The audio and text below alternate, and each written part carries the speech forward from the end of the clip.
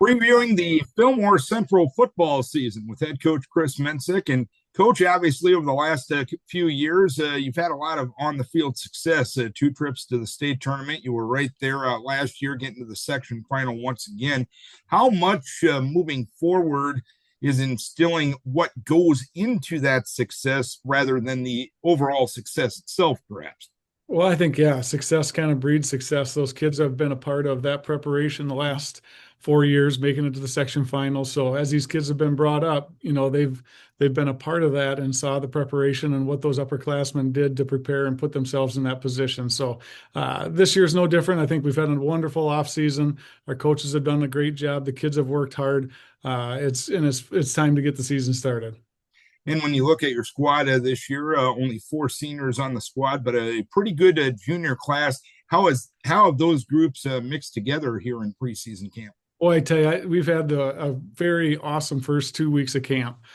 These kids have really gelled and they're doing things together outside and they're getting along well. We've had great leadership out of our captains. Those seniors, it reminds me of about 4 years ago. We had about four seniors, but the leadership amongst those four is amazing. So this group is no different, and I'm really impressed with what they've done so far and how they've included those younger classmen and continue to bring them along. And with a group like this, does your approach to preseason camp is it any different than it was in years past, or is it a case of hey, there's a standard we got to get to, and we got to coach to that standard? Yeah, I think that's the case, right? That's the standard. The kids know what the standard is. We have a weekly practice all summer long and then a camp at the end of July. So we see the kids every week. They go to strength and agility 4 days a week. So we're in constant contact and they're always asking good questions.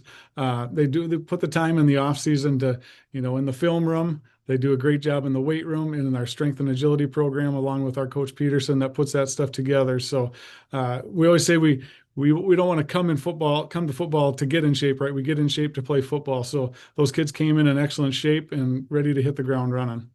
And when you look at your season as a whole and the schedule this year, definitely a new look schedule for you this year.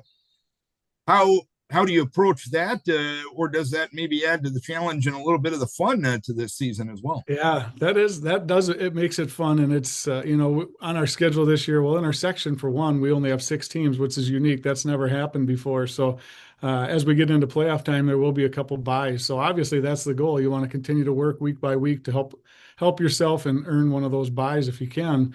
But our section and our conference looks a lot different. With a lot of teams, some teams moved down to 9-man. Some of our former opponents moved up to AA. So our district looks really different. JWP is our opener. We have played them before. We've played them a few years back, so we're familiar. But again, it's been a few years.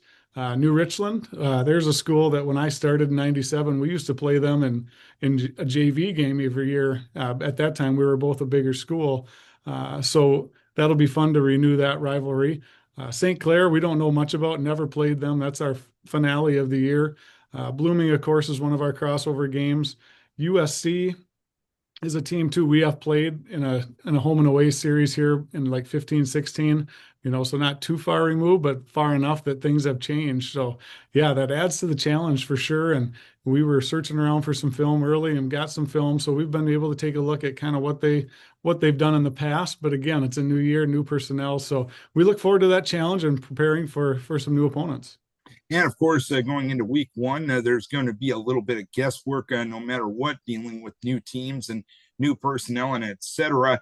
Well, as you prepare for week number one, how much of the focus is on maybe getting a scouting report, but how much of the focus is on looking at what you're doing and getting that done to the best of your ability? Yeah, I think first and foremost, you have to focus on yourselves. We scrimmage Chatfield on Saturday, and that's always a great day for us. Chatfield's always got a great club, so they really expose things if you're not doing them well. So to take a peek at that of what we did well, what we didn't do well, and improve on those things first, because number one, you got to worry about yourself first. And teams make great strides from week 1 to 2. So yeah, but you want to give your kids an advantage and at least give them an idea of what they're going to see in front of them, what their philosophy might be, and make sure you're lining up correctly and hopefully defending what you think they're going to try to do to us. So yeah, it's a little bit of both of that. And this is unique in us. We've never had an opener on a Thursday, so it's one more or less day. But I think we've found in the past too that usually by Thursday kids are ready to get going. You've been at it for 3, 4 weeks, and all summer long they're ready to get going. And I suppose from a practice and a planning standpoint, and correct me if I'm wrong, if there's a week to have a Thursday night game, it's probably week number one. Really, it doesn't really affect the week prior or the week after. Am I correct in that?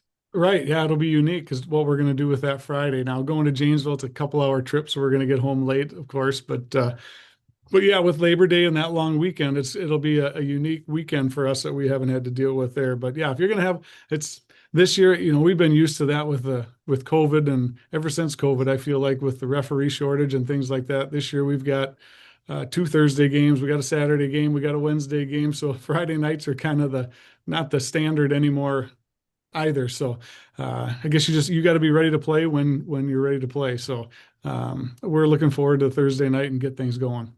And what are you expecting to see out of JWP come Thursday night? Well, JWP on the film and their scrimmage, we did exchange some scrimmage film. So they looks like they're running an even front, what we saw in the scrimmage and kind of what we prepared for all summer long and when we install things. So that's familiar for our kids. Offensively, it looks like they do some compressed sets and tight bunches and we call it purple tight with twins on each side, kind of tighten things down.